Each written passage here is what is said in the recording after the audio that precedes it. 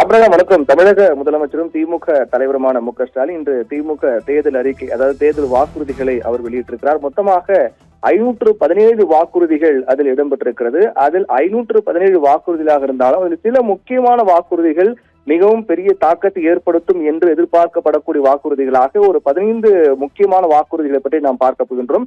அதில் மிக முக்கியமானதாக பார்க்கப்படக்கூடியது என்னவென்றால், இல்லத்தரசி திட்டம், அதாவது வீட்டு உபயோக பொருட்கள் வாங்க ரூபாய் 8000 மதிப்புள்ள கூப்பன் வழங்கப்படும். இதுவரை இதுபோன்ற வாக்குறுதிகளை திமுகவிடம் அதிமுகவிடம் இதுவரை வழங்கியது கிடையாது. முதல் முறையாக இந்த போன்ற வாக்குறுதி என்பதை நாம் பார்க்கின்றோம். மிகவும் கவனத்தை ஈர்க்கக்கூடிய ஒரு வாக்குறுதியாக மாறி இருக்கின்றது. இல்லத்தரசி திட்டம், வீட்டு உபயோக பொருட்கள் வாங்க 8000 மதிப்புள்ள கூப்பன் என்பது வழங்கப்படும். அதாவது பழைய பொருட்களை கூட நீங்கள் அந்த கூப்பனை பயன்படுத்தி மாற்றிக்கொள்ளலாம் அல்லது புதிய பொருட்களாக வாங்கிக் கொள்ளலாம். அது பணமாக கொடுத்தால் வேறு வழியில் செலவாக என்பதால் பொருட்கள் வாங்குவதற்கான கூப்பனாக வழங்குகின்றோம் என்று முதலமைச்சர் மு.க.ஸ்டாலின் தெரிவித்து, இது மிக முக்கியமான ஒரு வாக்குறுதி என்று அனைவரும் கவனிங்கள் என்று முன்கூட்டியே அதை குறிப்பிட்டு இந்த வாக்குறுதி அவர் தெரிவித்திருந்தார். அடுத்ததாக பார்க்கக்கூடியது மகளிர் உரிமை தொகை 2000 உயர்வு. ஏற்கனவே 1000 ரூபாய் வழங்கப்பட்டு வருகின்ற நிலையில் அது மேற்கொண்டு கூடுதலாக 1000 ரூபாய் சேர்த்து இனி திமுக ஆட்சி மீண்டும் அமைந்தால் 2000 ரூபாய் வழங்கப்படும் என்று அறிவித்திருக்கிறார்.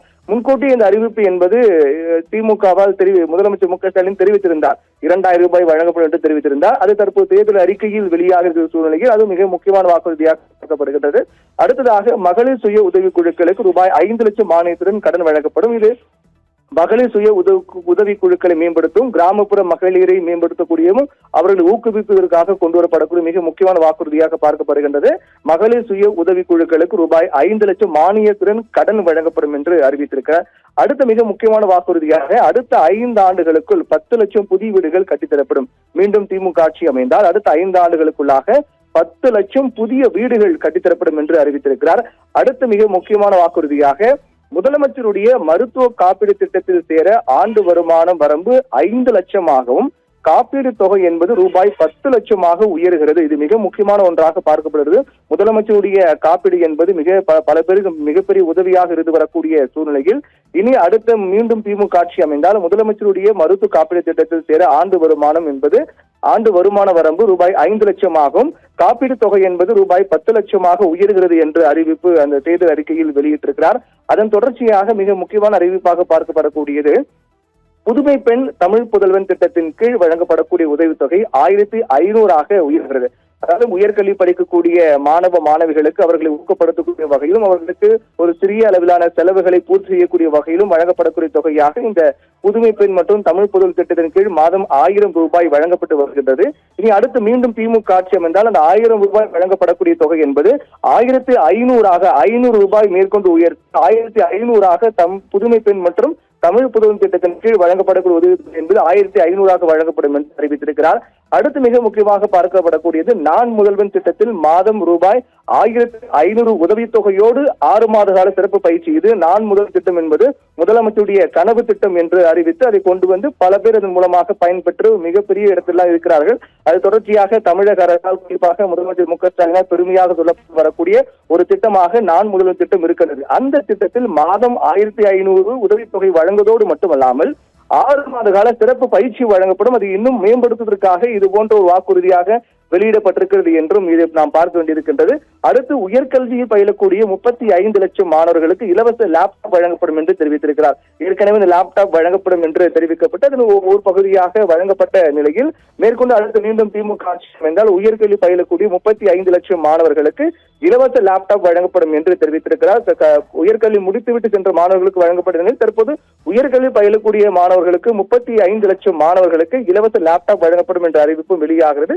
இது மாணவ மாணவிகளுக்கு மிகப்பெரிய பயனுள்ளதாக இருக்கும் என்றும் எதிர்பார்க்கப்படுகிறது.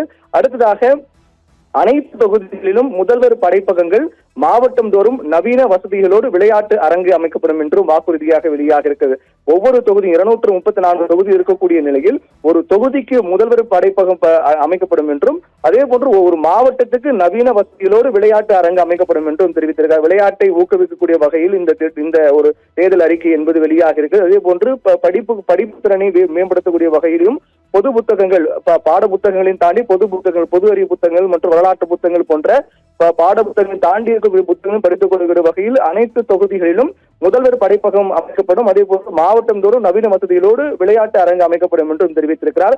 அடுத்து மிக முக்கியமானதாக பார்க்கப்படக்கூடிய வாக்குறுதியில் முதியோருக்கு ரூபாய் 2000 மாற்றுத்திறனாளிகளுக்கு 2500 வழங்கப்படும் என்று தெரிவித்திருக்கிறார். இதற்கு முன்னதாக முதியோருக்கு உதவித்தொகையாக 1200 வழங்கப்பட்டு வந்தது. அது 2000 உயர்த்தப்படுகிறது. மாற்றுத்திறனாளிகளுக்கு உதவித்தொகை என்பது 1500 வழங்கப்பட்டு வந்தது. தற்போது 2500 உயர்த்தப்படுகிறது. இது மிக முக்கியமான ஒன்றாக பார்க்கப்படுகிறது. முதியோருக்கு 1200 வழங்கப்பட்டு வந்த நிலையில் 2000 வழங்கப்படும் என்றும், மாற்றுத்திறனாளிகளுக்கு 2500 உயர்த்தி வழங்கப்படும். 2000 ரூபாய் வழங்கப்பட்டு வந்த 1500 வழங்கப்பட்ட நிலையில் 2000 உயர்த்தி வழங்கப்படும் என்றும் அறிவிக்கப்பட்டிருக்கிறது.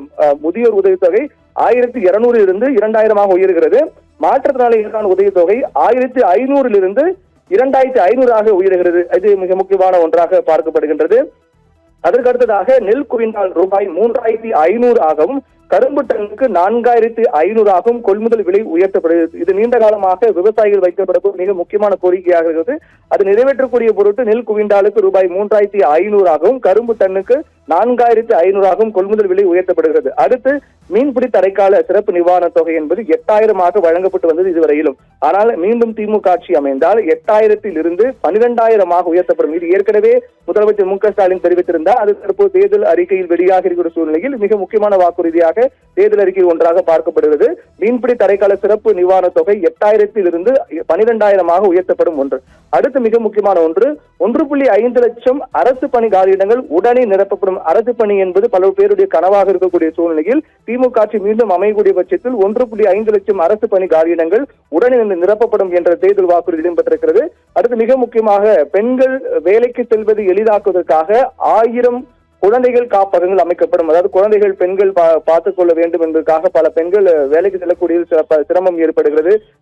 பல பேருக்கு அது மிகப்பெரிய சிக்கலாக இருக்கிறது. இப்படிப்பட்ட சூழ்நிலையில் அந்த சிக்கலை போக்குவதற்காக பெண்கள் வேலைக்கு செல்வதை எளிதாக்குவதற்காக 1000 குழந்தைகள் காப்பகங்கள் அமைக்கப்படும் என்று தெரிவிக்கப்பட்டிருக்க தேர்தல் அறிக்கையில்.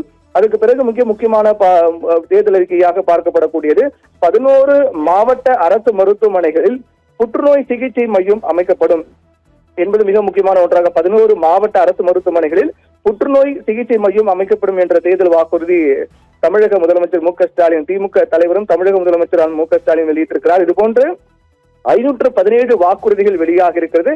அது மிக முக்கியமான 15 வாக்குறுதிகள் மிக முக்கியமானதாக பார்க்கப்படுகின்றது. அந்த 15 வாக்குறுதி என்ன என்பது தற்போது நாம் விரிவாக பார்த்தோம். ஆபிரகாம்.